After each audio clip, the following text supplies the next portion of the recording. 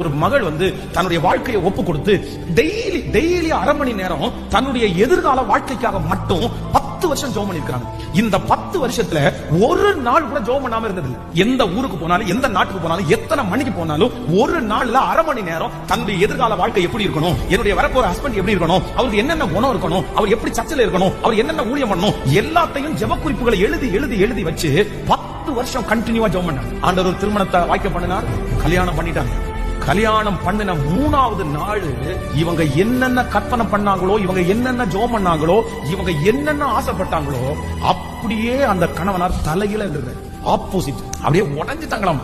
10 years 10 வருஷம் ஜெபம் பண்ணி ஆசைப்பட்டு விருப்பப்பட்டு இப்படி எல்லாம் நான் ஒப்பு கொடுத்து இவ்வளவு ஜெபம் பண்ணி எந்த ஒரு ஜெபத்தை கூட நீங்க கேட்கலையா? ஒரு ஜெபத்தை கூட கேட்கலையா? பிரச்சனை. அதான் போகும்போது ஆண்டவர் பேசினாரு, நீ ஜெபம் பண்ணது உண்மைதான், நீ ஆசைப்பட்டது உண்மைதான், நீ விருப்பப்பட்டது உண்மைதான். அந்த மாதிரி இன்னைக்கு நீ எடுத்த உடனே மாறலன்னு நினைச்சு நீ ஏன் வருத்தப்படுற? நீ தொடர்ந்து ஜெபம் பண்ண ஆரம்பி, உன் ஜெபம் கேட்கப்பட்ட உடனே அது மாறும்ன்ற மாதிரி ஒரு தைரியத்தை கொடுத்துட்டாரு. மறுபடியும் ஜெபம் பண்ண ஆரம்பிச்சாங்களாம். ஒரு 5 years 5 வருஷத்துக்குள்ள அவருக்கு திடீர்னு ஒரு ஆக்சிடென்ட். அந்த ஆக்சிடென்ட்ல அவர் கூட யாருமே இல்ல.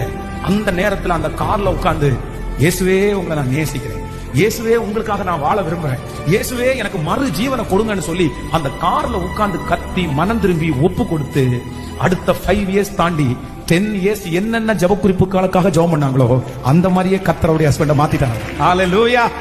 ஆண்டவரே எனக்கு ஒரு கிருபை தாங்க. நான் நினைச்சது, நான் ஆசைப்பட்டது, நான் விரும்பினது, நான் ஓடுனது என் கையில எனக்கு வாய்க்கலனா கூட எனக்கு ஒரு இருதயத்தை தாங்க. நான் ஏற்றுக்கொண்டு இதுலயும் சாட்சியா நிக்கணும்.